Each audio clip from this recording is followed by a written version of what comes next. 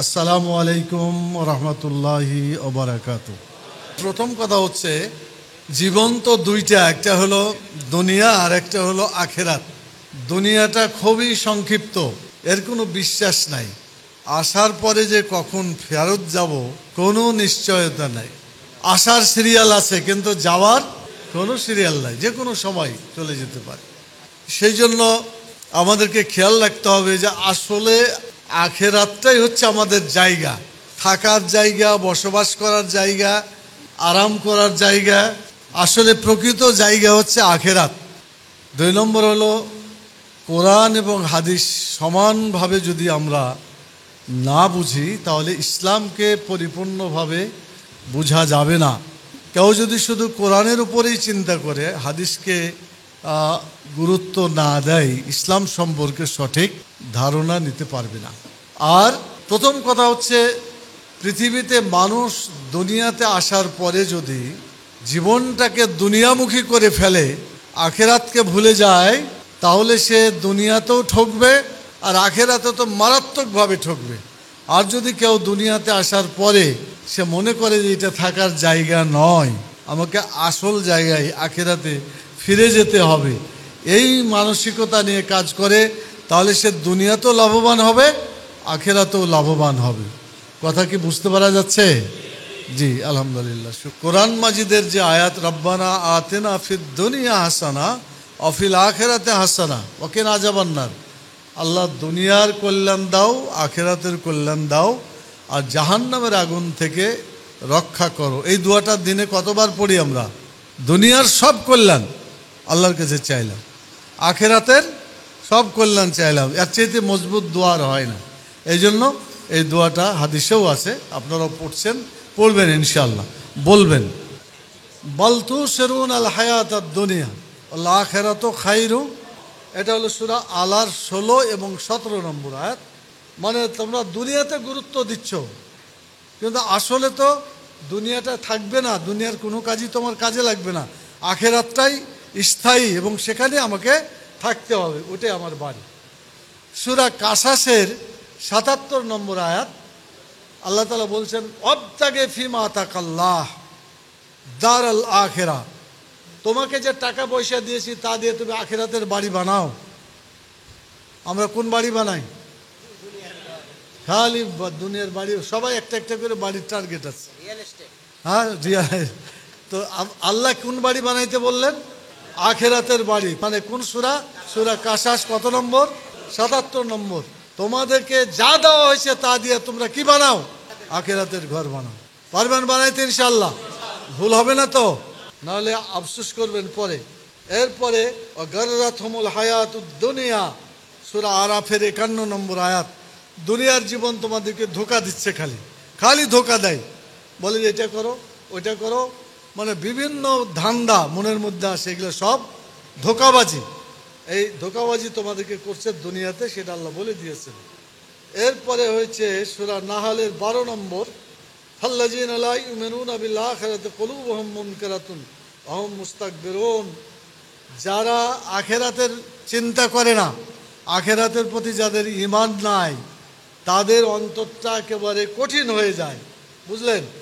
এমন কঠিন হয় এবং তারা নিজেরা অহংকারী হয়ে যায়। যারা আখেরাতের ভয় করে তারা নরম হয়, যারা ভয় করে না তারা কঠোর হয়। তো আপনারা কঠোর হবেন না নরম হবেন? নরম হইতে হবে, তাহলে আল্লাহ আপনাদের সাথে নরম ব্যবহার করবে। আপনি কঠোর হবেন, তা আল্লাহর কাছে তার চাইতেও বেশি কঠোরতা আছে, কঠিন অবস্থা হবে সেদিন। আল্লাহ তাআলা বলবেন যে আমার পৃথিবী কি চওড়া ছিল না? যেমন আপনারা ঢাকাতে পারলেন না, এখানে রূপগঞ্জে এসে চলে আসছেন, তো জায়গা তো একটা পাওয়া গেছে। আল্লাহ রসুল মক্কাতে পারে নাই, কোথায় পেরেছে? তো ব্যাপারটা তাই, যেখানেই হোক দুনিয়া অনেক প্রশস্ত, কাজ বন্ধ থাকবে না, থাকতে পারেন। আপনি এ জায়গায় কাজ করতে না পারলে পাশের জায়গায় করেন, যেখানে হোক কাজ করতে হবে, বাদ দেওয়া যাবে না। আখেরাতের প্রস্তুতি এগুলো কাজে লাগবে আপনাদের। সূরা রোমের 55 নম্বর আয়াতে আল্লাহ তাআলা বলছেন, এটা এখানেও আখেরাতের প্রস্তুতি সম্পর্কে কয়েকটা বলা হচ্ছে। সূরা ইব্রাহিমের 50 নম্বর আয়াত, যে যারা জাহান্নামে যাবে তাদের জামাটা কেমন হবে? মুকাররিনা ফিল আসফাদ, তাদেরকে বান্ধা হবে মানে দিয়ে, শিকলি দিয়ে, চেন দিয়ে। জাহান্নামীদেরকে কি দিয়ে বাঁধবে? শিকল দিয়ে বাঁধবে। আসফাদ মানে হলো শিকল। সারাবিলহুম মিন কাতেরান, তাদের জামাটা হবে আলকাতরা, গন্ধক। চিনেন আলকাতরা গন্ধক? চিনেন না? এইটা জামা হবে কাদের? জাহান্নামীদের। অতএব এখন থেকে সিরিয়াস হতে হবে, আখিরাতের প্রস্তুতি নিতে হবে, যাতে জাহান্নামে যাইতে না হয়, জান্নাতে যাতে যাওয়া যায়। সূরা ইসরার ৭২ নম্বর, বানি ইসরাইলের ৭২। ওমান কানা ফি হাজিহি আমা, ওমান কানা ফি হাজিহি আমা, যে ব্যক্তি দুনিয়াতে কানা থাকবে, অন্ধ থাকবে, ফাহুয়া ফিল আখিরাতে আমা, সে আখিরাতেও কানা হবে। তার মানে কোরআন যারা দুনিয়াতে দেখলো না, কানা হয়ে থাকলো, আখিরাতেও তারা কানা হয়ে থাকবে। ওই যে আগের আয়াতটাই মিলে যায়। আগের আয়াতে বলা হলো না যে কোরআন থেকে দূরে থাকলে কি হইতে হবে? কাল কিয়ামতে অন্ধ হয়ে উঠতে। সেটার সাথে এটা মিল আছে। ওমান কানা ফি হাজিহি আমা, যারা এই দুনিয়া থেকে অন্ধ থাকলো, ফাহুয়া ফিল আখিরাতে আমা, সে আখিরাতেও অন্ধ থাকবে। সূরা ফুরকানের ২৭-২৮ দুটো আছে। ওয়াইয়াউমা ইয়াআজ্জুয যালিমু আলা ইয়াদাইহি ইয়াকুলু ইয়া লাইতানি ইত্তাখাযতু মা'আর রাসূলি সাবিলা ইয়া ওয়াইলাতা লাম আত্তাখিয ফুলানান খালিলা। কিয়ামতের দিনে মানুষ আফসোস করবে, তারা হাত কামড়াবে। ইয়াআজ্জুয যালিম, জালেমরা নিজের হাত কামড়াবে। দেখছেন কোনো মানুষকে নিজের হাত নিজে কামড়াইতে? দেখেন নাই? পাগল টাগলে কামড়ায়, সেদিন ওরকমই পাগলামি করবে, হাত কামড়াবে। আর বললে করলাম কি দুনিয়াতে, ইয়া লাইতানি তাখাযতু মা'আর রাসূলি সাবিলা, আমি যদি রসুলের পথে থাকতাম তাহলে তো আমি বেঁচে যেতাম, ওই ফালতু লোকদের দলের সাথে থেকে আমি তো শেষ হয়ে গেলাম। এই কথাই বলবে সে। ইয়া ওয়াইলাতা লাম আত্তাখিয ফুলানান খালিলা, হাই হাই, আমি যদি অমুক লোককে বন্ধু হিসাবে গ্রহণ না করতাম। কথা বুঝছেন তো? যারা অন্য দল করে বা অন্য আজে বাজে লোককে বন্ধু বানায়, তাদের ব্যাপারে সাবধান করে দেওয়া হয়েছে। এটাই আখিরাতের প্রস্তুতি হইতে হবে। সূরা তারেক, ইয়াউমা তুবলাস সারায়ের, এটা হচ্ছে ৯ নম্বর আয়াত। ওয়াস সামাই ওয়াত তারিকের ৯ নম্বর, যে সেদিন আল্লাহ তাআলা সব গোপনকে কি করবে? ফাঁক করে দেবেন, সব মানে খুলে ফেলবেন, কোনো গোপন থাকবে না। আমরা যত গোপন করি আল্লাহ তাআলার কাছে কোনোটাই গোপন থাকবে না।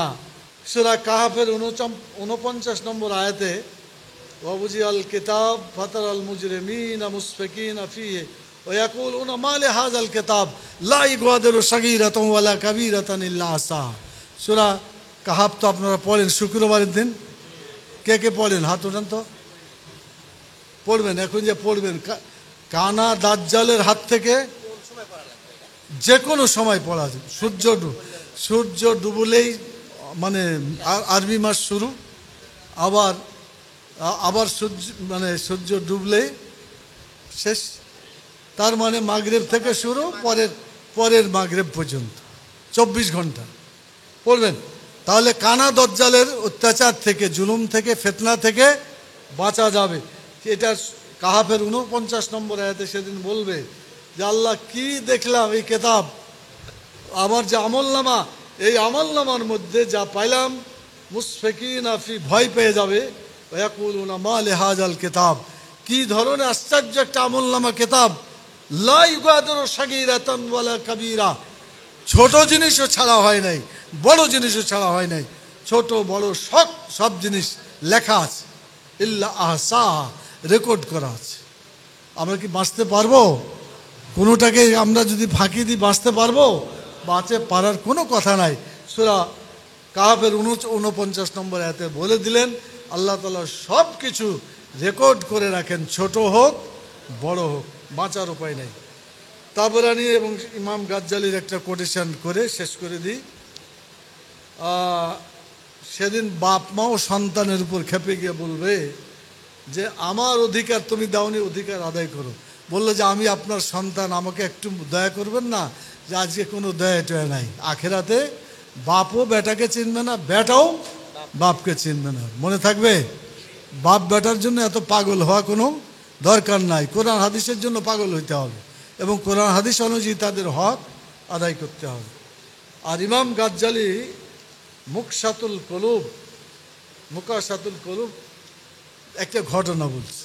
ঘটনাটা হলো এই, দুজন লোক বন্ধু ছিল, ইমাম গাজ্জালির কথা, দুজন লোক খুব বন্ধু ছিল। তো খুব লেনদেন করতো, টাকা নিত দিত, কোনো ঠিক ঠিকানা নাই। এখন মরার পরে এখন তো দেখছে বেকায়দা, ও বলছে আমি তোমার কাছে এটা পাই, ও বলছে এটা পাই, এই পাওনা দাওনা করতে একজন থেকে গেল, তার কাছে আর কিচ্ছু নাই, আর দিতে পারছে না। তারপরে বলছে যে আল্লাহ, ওর কাছে আমি এটা পাই, দিয়ে দিতে বলেন। তো বলছে, আল্লাহ বলছে যে ওর কাছে নাই, কি পাবি তুই, কিছুই তো পাওয়া যাবে না। তো দুইজনকে বলবে যে উপরের দিকে তাকাও, তাকাইতে দেখা যাবে যে সেখানে জান্নাতের একটা বিল্ডিং, এবং এত আকর্ষণীয় বর্ণনা করছেন উনি, কল্পনাই করা যায় না। তো ওই দুজনই খুব আগ্রহী যে ওই বিল্ডিংয়ে যাওয়া যায় কি না।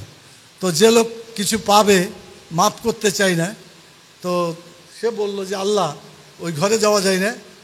তো বলছে না, এটা দাম দিতে হবে। তো বলে আমার তো কিছু নাই। তো বলছে না, তোমার কাছে আছে। সেটা হলো, তোমার ভাইকে যদি তুমি মাফ করে দাও, তাহলে ওই জান্নাতে তুমি ঢুকতে পারবে। তো বলছে দিলাম মাফ করে। তো বলছে দুই ভাই মিলে হাত ধরে জান্নাতে চলে যাও। কিন্তু এটা উনি একটা ওনার কেতাবে লিখছেন। তো শুক্রিয়া আপনাদের কাছে। আমি কি কাজে লাগবে তো ইনশাল্লাহ। আমরা 2024 সালে আপনাদেরকে শপথপ্রাপ্ত আন্দোলনের সিপাহসালার হিসেবে দেখতে চাই।